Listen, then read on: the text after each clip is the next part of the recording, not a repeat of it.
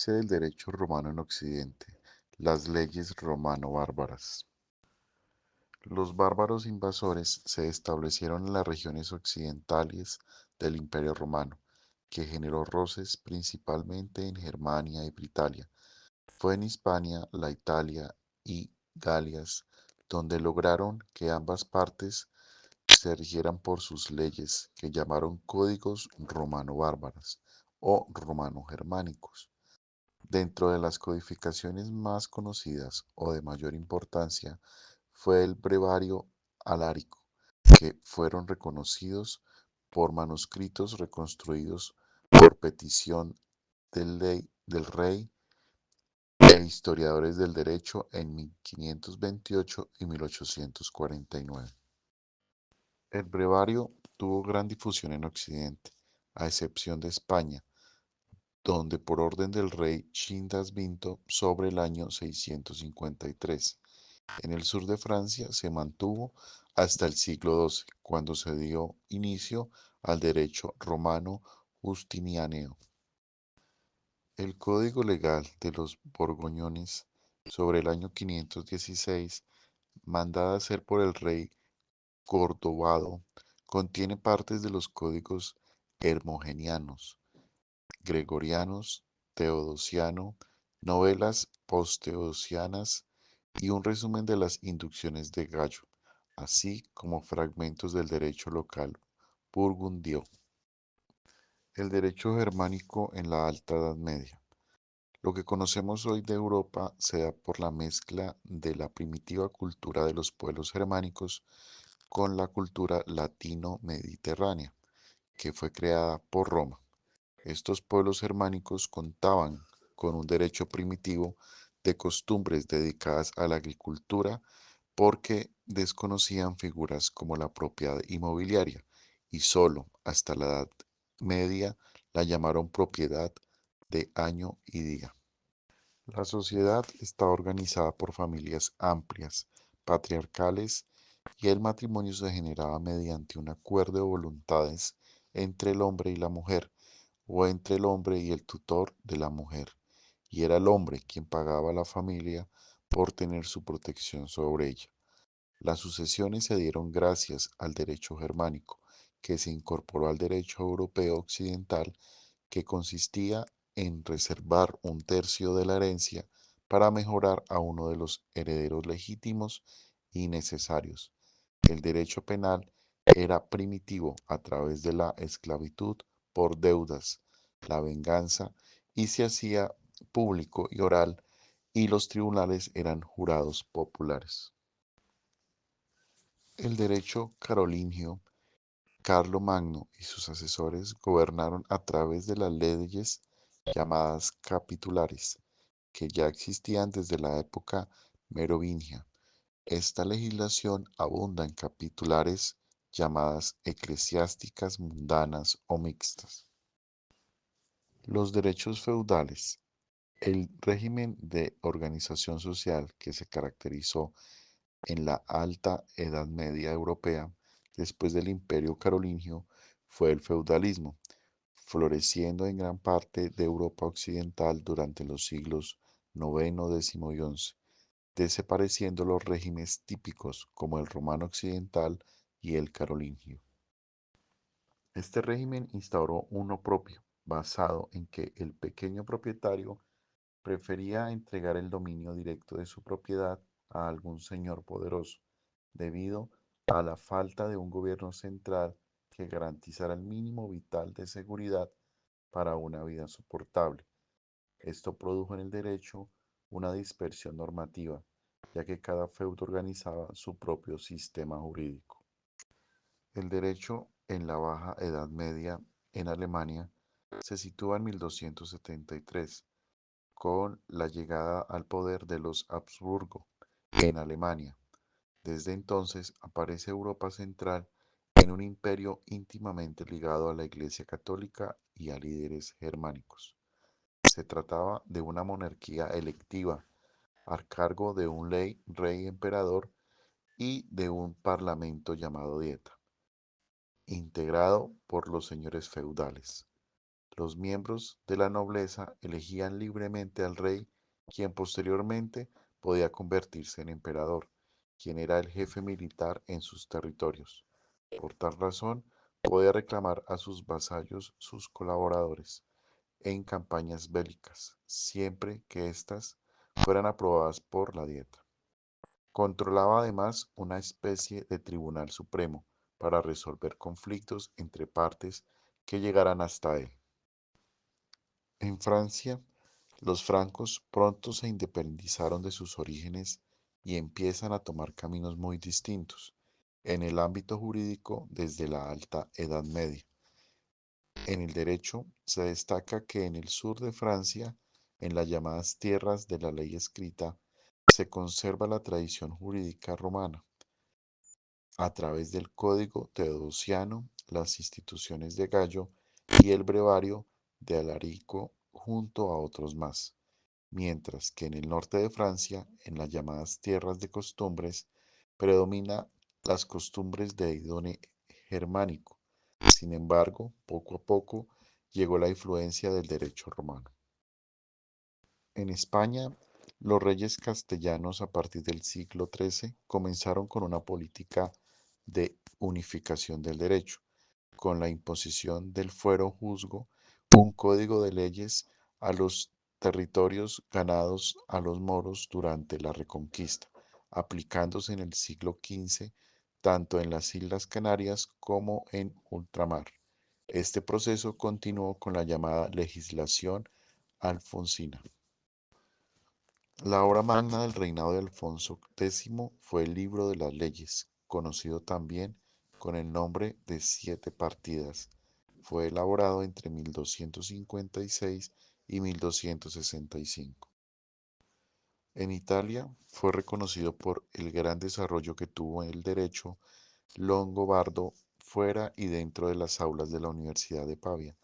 A partir del siglo XI surgen universidades en Italia, cuya primera expresión fue la Universidad de Bolonia. Tiene una gran importancia por su tradición jurídica occidental y receptor de tal derecho romano justiniano en Europa. Inglaterra. Uno de los mayores aportes de los ingleses al mundo occidental es frente al derecho público en general. Al derecho inglés se le debe el parlamentismo, el bicameralismo, la garantía de los derechos individuales y las teorías sobre el control que el poder judicial debe ejercer sobre la actividad legislativa, entre otros. La segunda vía del derecho romano hace referencia a la recepción en Europa tras el descubrimiento de la obra del emperador Justiniano, pues esta etapa significó pues el renacimiento del derecho romano y pues fue clave en la formación de la dogmática jurídica occidental pues durante la Edad Media.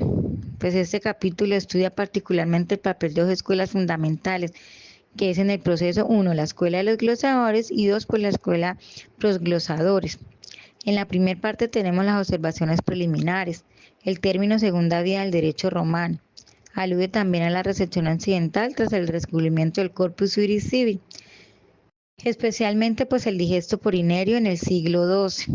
Esta recepción no fue abrupta, sino un proceso histórico jurídico progresivo y complejo. Antes del Inerio, el derecho romano, incluido Justiniano, ya se utilizaba parcialmente en el occidente. El digesto fue el texto menos difundido inicialmente, pero posteriormente se escribieron tratados que lo utilizaban, como las excepciones de Petri, y el Blachocus de Iris Cibris estaba culminando en la fundación de la Escuela de Bolonia. En segunda parte, pues tenemos la Escuela de los Glosadores, que va desde el siglo XI hasta el siglo XIII, el cual fue el descubrimiento de Inerio y de la Escuela de los Glosadores antes de la fundación de la Universidad de Bolonia, donde surgía en la Escuela de los Glosadores la enseñanza del derecho romano en Occidente había sufrido un eclipse. Aunque el Imperio bizantino y en el norte de Italia seguían habiendo pues actividades jurídicas, el resto de Europa pues era el conocimiento del derecho, se limitaba a las escuelas monacales y al catedralismo, donde se les enseñaban pues las llamas del arte liberal. Estas cual fueron dos artes que se dividieron en dos ramas. Una que fue pues la rama trivium, que dictaban era gramática, retórica y dialéctica, y la otra, el otro arte era trivium, que de ahí pues ya era aritmética, geometría, astronomía y música. Pues las influencias de la escuela de los glosadores se extendió por toda Europa, incluyendo España, Francia, Alemania, y fue fundamental en la formación de las primeras universidades en Europa. Su labor fue construir pues la sistematización y difusión del derecho romano, sentando en la base para el desarrollo del derecho pues medieval y moderno. En tercera parte tenemos también la escuela de los posglosadores o comentaristas, que esa sí fue del siglo XIII hasta el siglo XXV. Y surgió en la Universidad de Orleans con su consolido de Italia, que era pues el Mos Istaculis, que fueron como los representantes principales, pues sino de Pistoia, Bartolomé Baldo de Valdís, pues usaron un método práctico escalístico influenciando en Aristóteles. Y una de sus obras pues también fue comentaria, que fueron los comentarios amplios, la concilia, que fue didactámenes y jurídicos, y el tratos, que fueron tratados temáticamente. Pues ellos adaptaron el derecho romano a las necesidades sociales y jurídicas de su tiempo, que pues lo permitió la ampliación de los tribunales. Pues en el cuarto tenemos el origen y el desarrollo de las unidades medievales.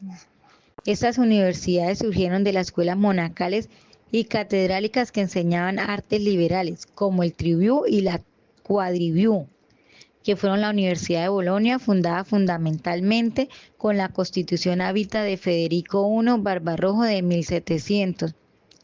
Fue pionera en el estudio del derecho. Otras universidades importantes también fue París, Orléans, Montpellier, Salamanca, Oxford. Estas instituciones formaron un élite jurídico manuscrito que difundió el ius común como base del derecho moderno. Y ya por último, como por concluir, la segunda vía del derecho romano fue un proceso crucial para la formación del derecho europeo moderno, gracias a la obra de los glosadores y posglosadores, al rol central de las universidades medievales. Este legado sigue presente en los sistemas jurídicos contemporáneos. Derecho canónico.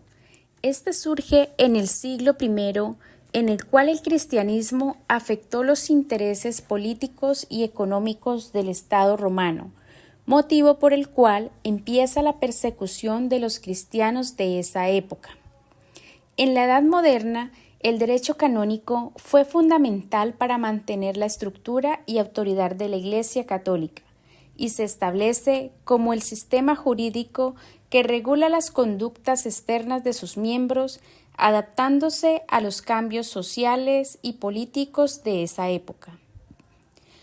El derecho canónico surge de la doctrina patrística establecida por los padres de la Iglesia, donde su principio fundamental es que el derecho humano debe estar conforme al derecho divino. Las fuentes de este se agrupan en dos tipos: divinas, que devienen directamente de Dios y son reveladas en las Sagradas Escrituras; las humanas, que se dividen en universales, que son emanadas del Papa, y las locales, que provienen de la Santa Sede. Estos elementos establecen un marco normativo que se complementa con los cánones y los decretos surgidos de los concilios y la administración de los pontífices. En esta etapa, la Iglesia fija sus normas en cuanto al derecho divino en fuentes dogmáticas como el Viejo y Nuevo Testamento, los 4 Evangelios y los escritos apostólicos como la Discalia y el Didache.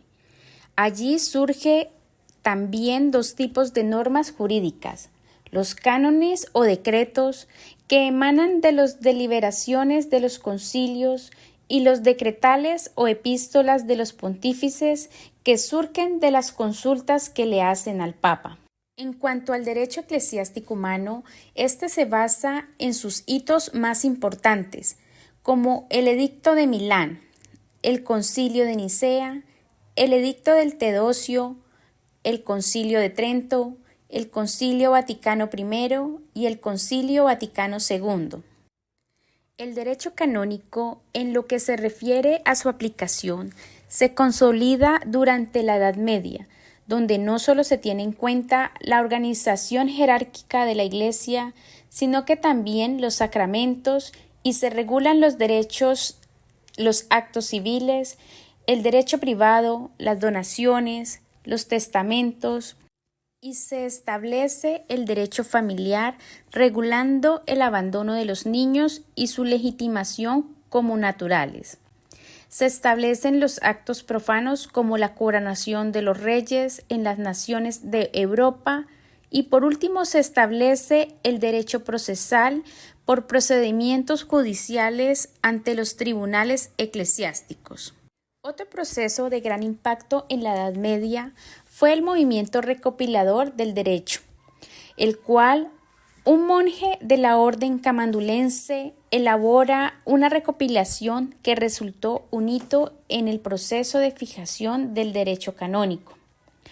Además, con la reforma gregoriana, el movimiento de renovación religiosa liderado por el Papa Gregorio, con el objetivo principal de liberar a la Iglesia de la influencia secular y fortalecer el poder del pontífice sobre los otros poderes de los obispos y de las iglesias locales, como de unificar el derecho canónico para convertirlo en un ordenamiento jurídico vigente para todo el mundo cristiano, superando así los particularismos de la Alta Edad Media. Esta reforma se enfocó en combatir las prácticas de compraventa de oficios eclesiásticos, dando paso al derecho común y su difusión por todo el Estado europeo. Esto generó choque con las costumbres de los derechos tradicionales de las regiones y perturbación en los tribunales eclesiásticos. Por otra parte, como consecuencia del desmembramiento del Imperio Romano de Occidente y del relativismo aislamiento en el que quedan los reinos germánicos que lo constituyen, surgen los llamados derechos canónicos nacionales emanados de los concilios nacionales o provinciales, que aunque cuentan con un tronco común, van a variar en cuanto a su legislación secundaria. Esto hace que surjan las ramas que van a ser los derechos canónicos, hispánico, itálico, gálico, oriental y africano. En cuanto a las causas de su difusión, estas fueron tanto políticas como jurídicas y sociales. La primera fue de carácter político, donde se constituyó el apoyo de los reyes de las naciones de los países europeos al derecho imperial contenido en la compilación justiniana. La segunda es de carácter sociojurídico y fue la fundación y el desarrollo de las universidades, primero en Italia y luego en el resto de Europa. Allí se formaban los estudiantes analizando e interpretando los dos cuerpos del derecho ya integrados, el civil y el canónico. En el Renacimiento, entre los años 1450 y 1600, surgen varios acontecimientos que le aportan al derecho, como los primeros estados nacionales, Francia, España e Inglaterra. También ocurre la reforma de Martín Lutero y también ocurre el descubrimiento de América, donde surgen preguntas de cómo se iba a administrar estos terrenos. Ya en el estudio del derecho, en la época del Renacimiento, nace el Mos Gallicus, que es una orientación de estudio que fue en contraposición al Mos Italicus. Entonces los Mos Gallicus pues eran humanistas, se interesaron en la casuística, la sistemática del derecho y la enseñanza de este por ramas, a comparación del Mos Italicus que de Justiniano pues que se dedicaba al derecho positivo. Durante el Renacimiento se desarrollaron dos grandes escuelas jurídicas: los humanistas franceses, influenciados por el derecho romano y el derecho canónico, promovieron una interpretación más racional y sistemática del derecho. Y también surgió la jurisprudencia elegante en los Países Bajos. Esta escuela buscó una aplicación práctica y flexible del derecho romano, adaptándolo a las realidades sociales y políticas del momento. Estas dos corrientes jurídicas representaron un punto de partida para la evolución del derecho moderno. Y para concluir, el derecho en el Renacimiento estuvo marcado por la influencia del humanismo, el renacer de los estudios clásicos y el cambio hacia un derecho más racional y menos basado en dogmas religiosos. Este periodo fue clave en la formación de las bases del derecho moderno y del desarrollo de las estructuras jurídicas que predominarán en los siglos posteriores.